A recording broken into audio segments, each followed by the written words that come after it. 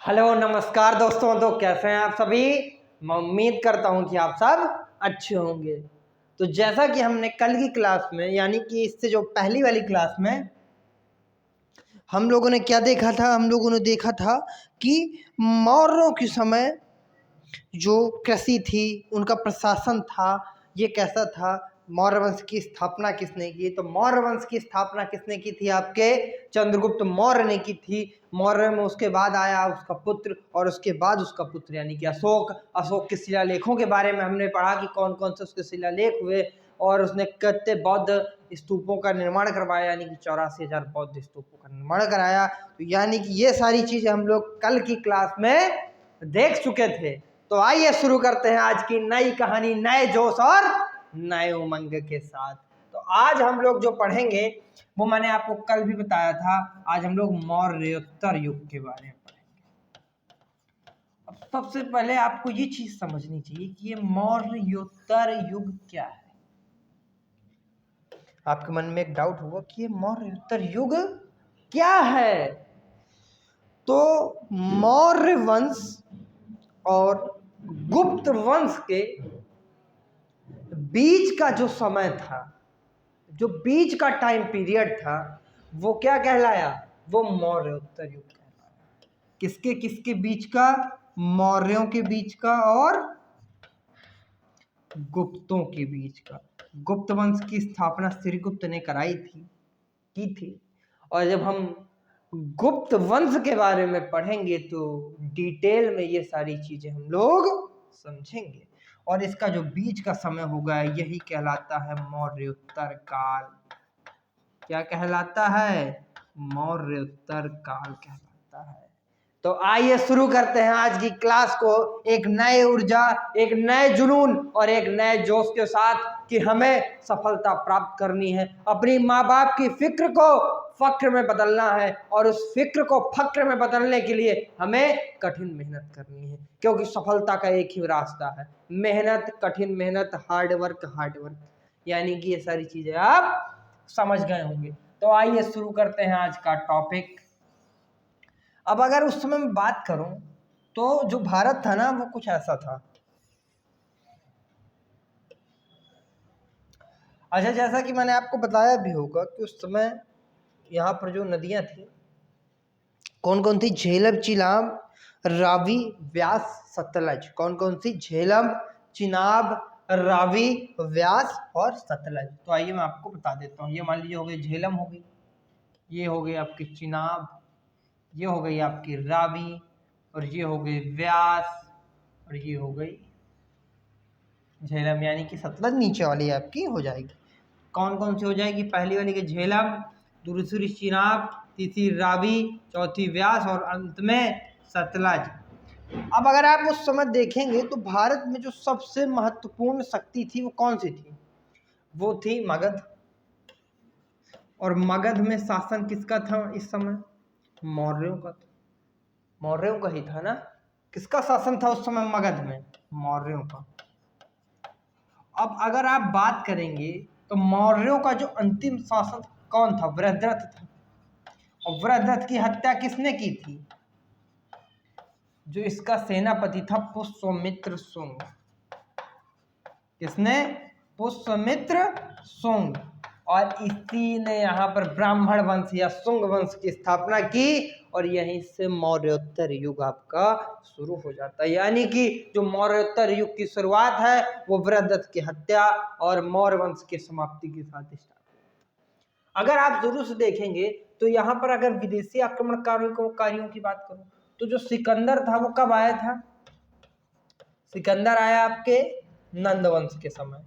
और उस समय शासक कौन था? घनानंद था। कौन था? घनानंद था। और जो सिकंदर का सेनापति हुआ एक, आपको मैंने बताया था, कौन? Seleucus Nicator. कौन? Seleucus Nicator. और ये किसके समय आया? जब नंद वंश का समापन हुआ। तो नंद के वंश के बाद जो नया वंश बना था उस वंश का क्या नाम था? मौर्य वंश। और मौर्य वंश के जो फाउंडर थे चंद्रगुप्त मौर्य। तो चंद्रगुप्त मौर्य के समय कौन आया? उसका सेनापति सेल्यूकस निकेटर आया। और जब सेल्यूकस निकेटर आया तो सेल्यूकस निकेटर को चंद्रगुप्त मौर्य ने हरा दिया था, जिसके बदले में इसने अपनी पुत्री का विवाह और 4 प्रांत जो कि संधि के अनुसार थे चंद्रगुप्त मौर्य को दिए थे। तो ये चीजें आपको समझ में आ गई होंगी। तो जब मौर्योत्तर युग में 4 विदेशी शक्तियां प्रबल हुई, जिन्हें आप पढ़ते हैं हिंद यूनानी, शक, पहल्लव, कुषाण। कौन कौन सी? जो विदेशी आक्रमणकारी हो, मान लीजिए जैसे विदेशी शक्तियां हो गई, तो कौन कौन सी विदेशी शक्तियां हो? तो 4 विदेशी शक्तियां हम इसमें जो यहाँ पर आएंगी, कौन कौन सी? हिंद यूनानी, शक, पहल्लव और कुषाण। अब आप अगर देखेंगे यहाँ पर तो ये 4 आप समझ गए होंगे, कौन कौन सी? हिंद यूनानी, शक, पहल्लव, कुषाण। अब यहीं पर इसके बाद एक और आक्रमणकारी इसी का जो इसके बाद जस्ट आया, जो कि मैंने आपको बताया भी था। तो अगर आपने ये चीजें ध्यान से देखी हो तो डेमेट्रियस प्रथम, क्योंकि सिकंदर एक बहुत ही बड़ा साम्राज्य छोड़कर गया हुआ था, इस चीज को आप समझिएगा। तो इसके बाद जब वो आएगा, वो जो कौन आएगा? डेमेट्रियस प्रथम आएगा। और यहाँ भारत में उस समय अंदरूनी भी 4 शक्तियां जन्म ली। एक तो आपका शुंग वंश हो गया, सबसे पहला कौन कौन सा वंश हो गया? जो इंडिया में उस समय पनप रहे थे, जो उन्होंने मगध में शासन किया। क्योंकि ये सब यहीं पर देखिए, शुंग वंश किसके बाद आया? मौर्यों के बाद आया। तो मौर्यों के बाद जो जस्ट आया शुंग वंश आया। शुंग वंश के बाद कौन आएगा? कंड वंश आएगा। शुंग वंश का जो अंतिम शासक होगा उसकी हत्या करके कंड वंश की स्थापना की वासुदेव ने। और उसका जो अंतिम शासक था कंड वंश का सुशर्मा, उसकी हत्या करके सातवाहन वंश की स्थापना हुई। तो इस तरह इसमें जितने भी वंश इस समय बनेंगे वो सब पिछले वंश के अंतिम शासकों की हत्या करने के बाद जो हत्या करेगा वही अगले वंश का फाउंडर होगा। तो इस चीज को आप ध्यान रखिएगा। तो शुंग वंश होगा, शुंग वंश के बाद जो अगला वंश हो जाएगा वो हम लोग कंड वंश देखेंगे। कंड के वंश सातवाहन हो गया। सातवाहन वंश को आंध्र सातवाहन भी कहते हैं। तो जो उस समय 3 शक्तियां जो यहाँ पर अंदर होंगी वो शुंग, कंड और सातवाहन होंगी। और ये जो मैंने आपको यहाँ पर बताया था विदेशी शक्तियों में हिंद यूनानी, शक, पहल्लव, कुषाण। तो ये सारी चीजें आप आसानी से समझ गए होंगे। तो आइए हम लोग आज देखते हैं शुंग वंश के बारे में, क्योंकि अब मगध का आप ओवरव्यू ले चुके हैं। तो आइए चलते हैं, शुरू करते हैं अपनी क्लास की ओर। तो जो सबसे पहले होगा शुंग वंश, और शुंग वंश को एक और नाम से जानते हैं जिसे हम लोग ब्राह्मण वंश भी कहते हैं। क्या कहते हैं? ब्राह्मण वंश। अब अगर इसके फाउंडर की बात करें तो आप सभी लोग जान ही गए होंगे कि इसका जो फाउंडर था वो बृहदत्त का सेनापति था। और बृहदत्त का सेनापति कौन था? पुष्यमित्र शुंग।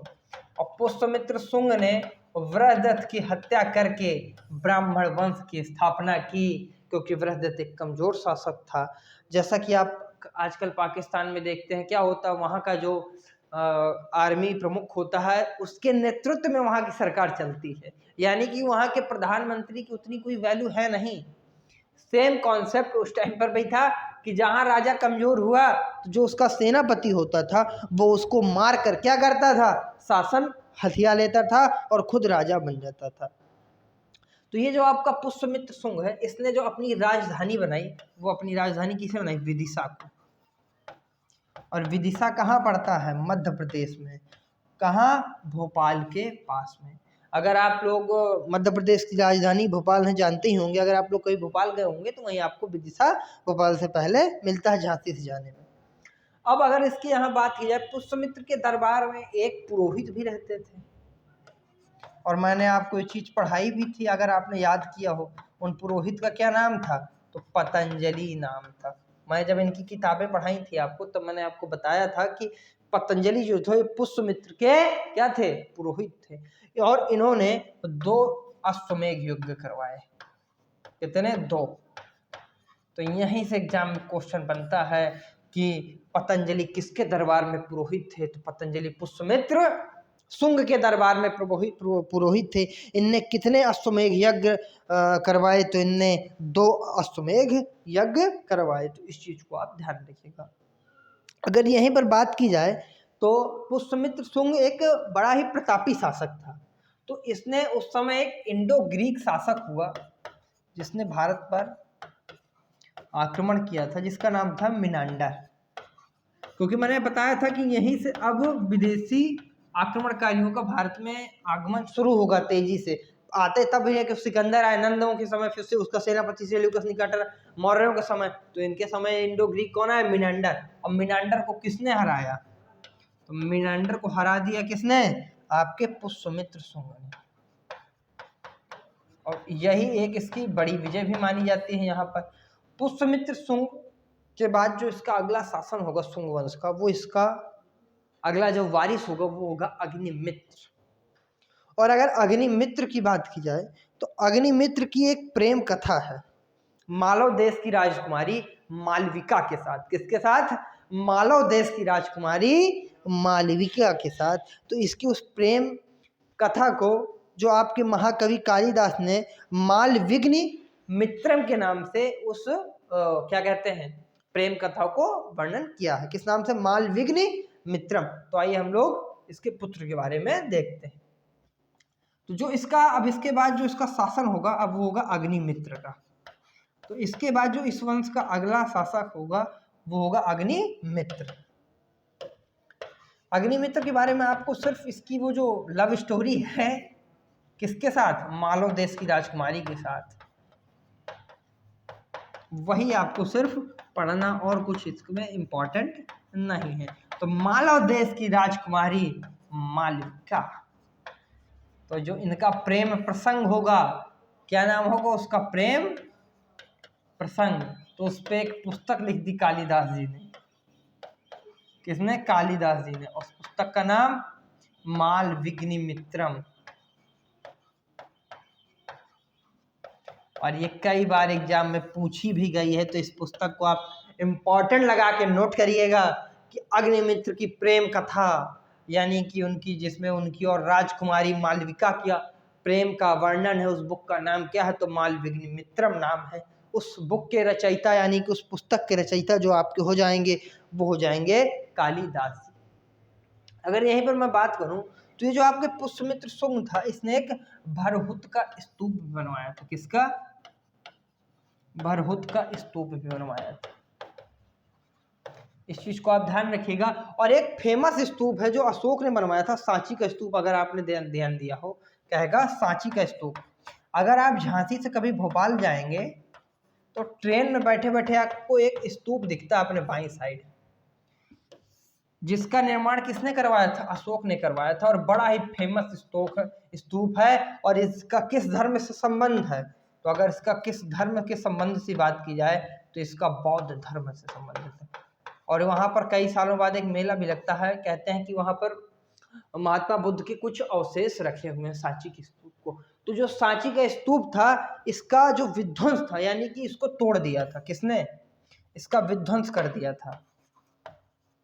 और विध्वंस किसने किया था? तो पुष्यमित्र ने किया था। अब पुष्यमित्र ने तोड़ा और फिर बनवाया किसने इसको? तो इसको जो बनवाया तो इसका जो पुनरुद्धार हुआ, यानी कि पुनर्निर्माण जिसे कहते हैं, वो किसने करवाया? तो इसका जो पुत्र था, जो मैंने आपको बताया था वहां पर, अग्निमित्र। तो अग्निमित्र ने क्या करवा दिया? इसका पुनर्निर्माण करवाया। तो इस चीज को आप विशेष तौर पर ध्यान रखिएगा। और अगर मैं इसके बाद बात करूं तो इस वंश का जो अंतिम शासक होता है वो होता है देवभूति। तो कौन होगा इस वंश का अंतिम शासक? देवभूति। तो आपको ये सारी चीजें कंफर्म हो गई होंगी कि आपको कितना, देखिए मैं आपको पढ़ा वही रहा हूं जो एग्जाम के पॉइंट ऑफ व्यू से इम्पॉर्टेंट है। तो आप चीजों को उतना ही समझिए, मतलब मैं आपको इम्पोर्टेंट कंटेंट ही प्रोवाइड, वरना लूसेंट में तो ढेर सारी लाइनें लिखी हुई हैं लेकिन उनका कोई मतलब नहीं है ना। तो इसका जो अंतिम शासक होगा वो हो जाएगा आपका देवभूति। तो आपको यहीं पर शुंग वंश पूरा समझ में आ गया होगा। शुंग वंश की जो स्थापना पुष्यमित्र शुंग ने की थी। पुष्यमित्र शुंग ने ही भरुत का स्तूप बनवाया था। इसने सांची के स्तूप को तोड़ा और इसके बाद जो अगला शासक हुआ अग्निमित्र, उसने सांची के स्तूप का क्या करवाया? पुनरुद्धार करवाया। सांची के स्तूप को अशोक ने बनवाया था। इसी के दरबार में एक पुरोहित रहते थे जिनका नाम था पतंजलि। और पुष्यमित्र शुंग ने ही इंडो ग्रीक शासक मिनांडर को हराया था। जो आपके इसके बाद शासक होंगे अग्नि मित्र, उनकी प्रेम कथा थी मालव देश की राजकुमारी मालविका के साथ। मैंने जो आपको लिखवाई भी हुई थी, अगर आप यहाँ पर देख पा रहे होंगे, मालविग्री मित्रम, जिसके रचयिता हुए कालिदास, जो कि मोस्ट इंपॉर्टेंट बुक है, आपको इसे जरूर ध्यान रखना है। और इस वंश का जो अंतिम शासक हुआ वो हुआ आपका देवभूति, यानी कि यहीं पर शुंग वंश की समाप्ति हो जाएगी। अब शुंग वंश की हत्या करके एक नया वंश जन्म लेगा। तो शुंग वंश की हत्या कौन करेगा? ओ सॉरी, शुंग वंश के अंतिम शासक देवभूति की हत्या कर देता है। कौन कर देता है? वासुदेव इसकी हत्या कर देता है। वासुदेव भगवान श्री कृष्ण का भी नाम है।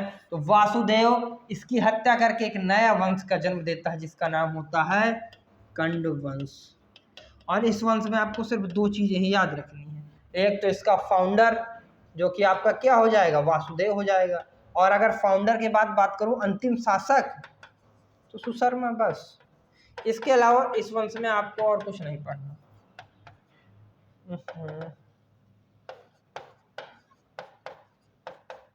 तो क्या क्या आपने देखा? देवभूति की हत्या किसने की? आपके वासुदेव ने की।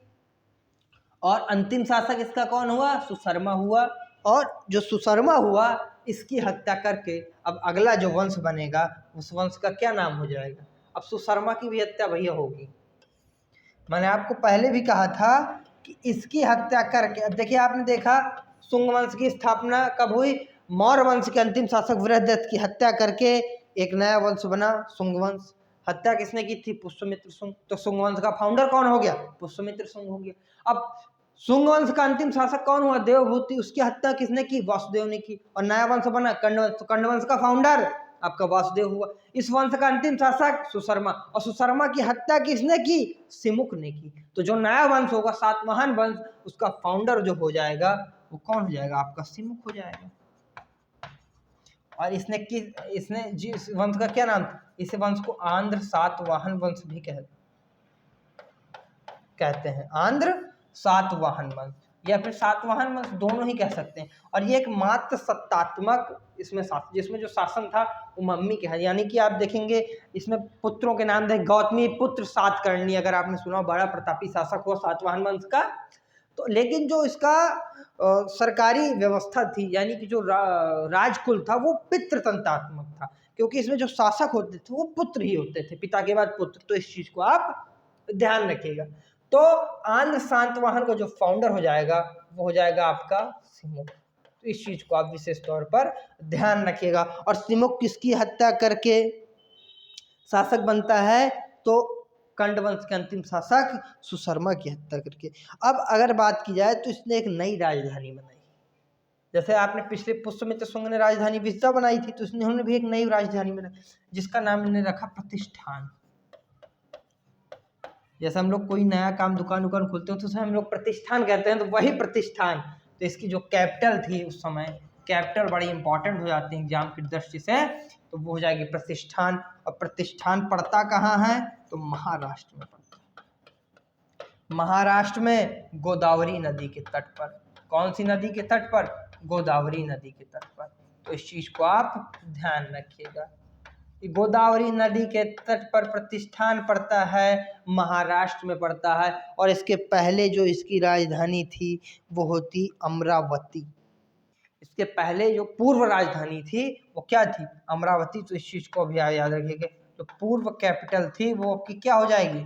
अमरावती हो जाएगी। यानी कि ये आपके जो जितने भी क्वेश्चन थे उनके सारे डाउट आपके कंप्लीटली क्लियर हो चुके होंगे। सातवाहन वंश की स्थापना किसने की? सिमुक ने की। राजधानी क्या हो जाएगी इसकी? प्रतिष्ठान हो जाएगी। महाराष्ट्र में पड़ता है, गोदावरी नदी के तट पर। इसके पहले जो राजधानी थी वो थी इसकी अमरावती। अगर सातवाहन वंशों की बात की जाए तो इन्होंने ही सबसे पहले क्या किया था? ब्राह्मणों को भूमि दान देने की प्रथा की शुरुआत की थी। कि जैसे अब आप देखेंगे ना, अब तो आजकल कोई भूमि दान, उस समय भूमि की इतनी वैल्यू थी नहीं, क्योंकि बड़े बड़े राजा महाराजाओं के पास भूमि हुआ करती थी। अब तो हमारे देश में संविधान का शासन है, तो भूमि इंसानों के पास चलेगी, मतलब पर व्यक्ति चलेगी। उस समय जो किसान खेती करता था उसके पास भूमि नहीं होती थी। तो भूमि दान देने की प्रथा थी। तो भूमि दान देने की प्रथा किसने शुरू की? तो भूमि दान देने की जो प्रथा की शुरुआत की थी, किसने शुरू की थी? सातवाहन वंश ने। तो एग्जाम में क्वेश्चन यही से उठता है कि सबसे पहले किस वंश ने भूमि दान देने की प्रथा शुरुआत की थी? तो भूमि दान देने की प्रथा का शुरुआत सातवाहन वंश ने किया था। इसने कई राजसूय यज्ञ और इसके शासकों ने कई अश्वमेध यज्ञ भी किए हैं। तो इस चीज को आप विशेष तौर पर ध्यान रखिएगा। इन्होंने शीशे के सिक्के, जैसे आपके चांदी, सोना, टिन, शीशा हो गया, पुटीन, इन सब चीजों का नाम तो आपने सुना होगा। अब सोने चांदी के सिक्के तो भैया हमने भी सुना, लेकिन इस वंश ने एक नया कॉन्सेप्ट लाया, इन्होंने कहा शीशे के सिक्के। शीशा अभी तक सिर्फ मुंह देखने के काम आता था, लेकिन इस वंश में क्या हुआ? शीशे के सिक्के डाले गए। और वो जो शीशा कांच आता था वो कहाँ से आता था? वो रोम से आता था। तो सिक्के जो इस वंश में कई प्रकार के चलाए गए। अब जैसे सिक्कों की बात करें, सोना चांदी तो आप लोग भी देखते हैं, तो सबसे पहले सोना हो गया, चांदी हो गया, अब यहीं पर एक प्रोटीन धातु भी होती है, प्रोटीन हो गया। और जो सबसे उस टाइप का था वो था कांच की, यानी कि शीशा के जो थे। और शीशा जो था वो कहाँ से लाया जाता था? इम्पोर्टेड था भैया, इम्पोर्टेड शीशा आता था उस समय, तो रोम से लाया जाता था। और इसमें एक चीज मिस है, शायद तांबा, क्योंकि सबसे पहले किसी धातु की खोज हुई थी, तांबे की हुई थी। इस चीज को आप ध्यान रखिएगा। मैंने जब आपको हड़प्पा सभ्यता के बारे में पढ़ाया था तो वहां पर मैंने इसका जिक्र जरूर किया होगा, तो इस चीज को आप ध्यान रखिएगा। और मैं आपको पहले ही बता चुका हूँ, जो समाज था एक कौन सा समाज, पितृसत्तात्मक था कि मातृ सत्तात्मक? जैसा हड़प्पा संस्कृति थी तो वो कौन से मातृ सत्तात्मक था ना, तो इसका भी जो समाज हो जाएगा ये मातृ सत्तात्मक। क्या हो जाएगा? मातृ सत्तात्मक। और लेकिन जो राजकुल था वो पितृतंत्रात्मक था, यानी कि पिता के बाद क्या होगा? पुत्र ही बैठेगा गद्दी पर, पुत्री नहीं बैठेगी। इस चीज को आप विशेष तौर पर ध्यान रखिएगा कि समाज मातृ सत्तात्मक था, लेकिन जो राजकुल था वो पितृतंत्रात्मक हो जाएगा। इसकी जो भाषा थी वो प्राकृत थी। और अगर लिपि की बात करें तो उस समय जो भारत में लिपि थी वो ब्राह्मी लिपि थी, तो इसकी भी लिपि क्या थी? ब्राह्मी हो जाएगी। तो भाषा आप प्राकृत समझिए, प्राकृत, और जो लिपि हो जाएगी वो आपकी हो जाएगी ब्राह्मी ही। अशोक के जब मैंने शिलालेख पढ़ाए थे तो उसमें मैंने आपको ब्राह्मी, खरोष्ठी, अरमाई, ग्रीक 4 भाषाओं के बारे में बताया था। तो उसमें मैंने आपको बताया था जो ब्राह्मी लिपि है कहाँ पाई जाती थी? ये भारत में। खरोष्ठी आपके पाकिस्तान में पाई जाती थी, जो वहां पर पाए गए हों। अब इस युग में कुछ साहित्यकार भी हुए जिनने कुछ रचनाएं भी लिखी। तो अगर सबसे इम्पोर्टेंट साहित्यकारों की बात की जाए तो 3 साहित्यकार इसमें काफी, हाल, गुणाग और सर्वतंत्रम। कौन कौन से हम लोग पढ़ेंगे? हाल, गुणाग और सर्ववर्मन। इस चीज को आप विशेष तौर पर ध्यान रखिएगा। तो आइए हम लोग इसके साहित्यकारों की बात करते हैं। और साहित्यकार ही होते हैं जिनकी कृतियों से हमें उस समय के समाज के विचारों के और उस समय का समाज कैसा था उसके बारे में जानकारी हमें प्राप्त होती है। क्योंकि अगर आप उस समय इंडिका बुक पढ़ेंगे, जो किसने लिखी थी? मेगास्थनीज ने लिखी थी, तो उस समय मौर्यों के बारे में हमें जानकारी मिलती है ना कि जब राजा निकलता था उसे वो लोग उत्सव की भांति सेलिब्रेट करते थे। तो बिना साहित्यकारों के समाज की कल्पना भी नहीं की जा सकती, तो इस चीज को आप समझिएगा। तो साहित्यकार में 3 साहित्यकार बड़े फेमस हुए, हाल, गुणाढ्य और सर्ववर्मन। कौन कौन से? हाल, दूसरे जो आपके हो जाएंगे गुणाढ्य और सर्ववर्मन। कौन कौन? हाल, गुणाढ्य और सर्ववर्मन। और इनकी एक एक कृतियां भी बड़ी इंपॉर्टेंट थी भैया। जैसे अगर हाल की बात करें तो गाथा सप्तशती जो हो जाएगा वो आपका हाल का हो जाएगा। गुणाढ्य की जो थी वो बृहद कथा हो जाएगी। और जो आपके अंतिम होंगे यानी कि सर्ववर्मन, उनकी हो जाएगी का तंत्र। तो आप लोग समझ गए होंगे कि गाथा सप्तशती आपके हाल की थी। किनकी? गाथा सप्तशती। गुणाढ्य की अगर बात करें तो गुणाढ्य की जो आपकी हो जाएगी वो हो जाएगी वृहत कथा। क्या हो जाएगी? गुणाढ्य की वृहत कथा। और कातंत्र की अगर सर्ववर्मन की बात की जाए तो कातंत्र जो था वो सर्ववर्मन को हो जाएगा। तो जो हाल थे इनकी गाथा बड़ी सप्तशती थी, तो हाल की जो गाथा हो जाएगी वो क्या है, तो हाल की जो बुक हो जाएगी वो हो जाएगी गाथा सप्तशती। हाल की गाथा गाथा सप्तशती। गुणाढ़ थे, इनकी कथा बड़ी, मतलब गुणी व्यक्ति की कथा बड़ी बड़ी लंबी होती, नवरहत होती है। तो गुणाढ़ की जो बुक हो जाएगी उसका नाम हो जाएगा वृहत कथा। यानी कि आपको ये सारी चीजें कंप्लीट हो चुकी हैं।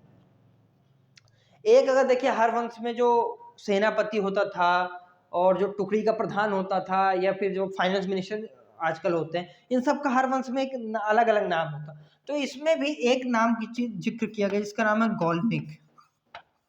किसकी जगह, गौल्मिक। और ये सेना की टुकड़ी का प्रधान होता था। तो क्वेश्चन उठता है कि सेना टुकड़ी का प्रधान सातवाहन वंश में क्या कहलाता था, तो सातवाहन वंश में सेना टुकड़ी का प्रधान गौल्मिक कहलाता था। तो ये सारी चीजें आपको कंप्लीट हो गई होंगी। आज हमने क्या क्या देखा, शुंग वंश देखा, कर्ण वंश देखा और सातवाहन वंश देखा, क्योंकि यही शक्तियां थी जो उस समय उभरी। अब इसके बाद देखिए होगा क्या, यहाँ पर शकों का आक्रमण होगा, बाद जो हम लोग पढ़ेंगे कुषाण देखेंगे, क्योंकि इसके बाद जो चीजें होंगी वो वही होंगी। हम लोग लूसेंट को एक डायरेक्शन में एक तरफ हम लोग पढ़ते चले जा रहे हैं, तो यहाँ तक का जो सिलेबस था वो आपका कंप्लीट हो चुका होगा। अगर आपको कोई चीज समझ में नहीं आती है, कोई चीज डाउट रह जाती है, तो आप कमेंट सेक्शन में आंसर क्वेश्चन कर सकते हैं, उसका आंसर जरूर किया जाएगा। या फिर जब मैं क्लास लेता हूँ तब भी आप कर सकते हैं, तो मैं उसका आंसर कर दूंगा, उसमें कोई प्रॉब्लम नहीं है। बट आपको सिर्फ एक चीज का विशेष ध्यान देना, वो क्या है कि आपको अपने आप के प्रति ईमानदार बने। आप अगर धोखा देते हो तो आप संसार को धोखा नहीं दे रहे हैं, आप खुद को धोखा दे रहे हैं। क्योंकि अगर आप मेहनत नहीं करते, आप अगर नहीं पढ़ेंगे, तो कल के दिन आपका ही फ्यूचर वेस्ट चला जाए। मैं मानता हूं आप जॉब नहीं कर पा रहे हैं, मान लिया आपने शिक्षा ग्रहण की, उसके बाद लेकिन आप जॉब नहीं कर पा रहे हैं, नौकरी नहीं मिली, लेकिन जब आप पढ़ते हैं ना, तो एक अच्छा व्यक्तित्व का भी निर्माण होता है, और अच्छे व्यक्तित्व का व्यक्ति ही एक अच्छे समाज की निर्माण में महत्वपूर्ण भूमिका निभाता है। तो इस चीज को आप विशेष तौर पर ध्यान रखिए और बेईमानी मत करिए अपने साथ। Thank you so much class.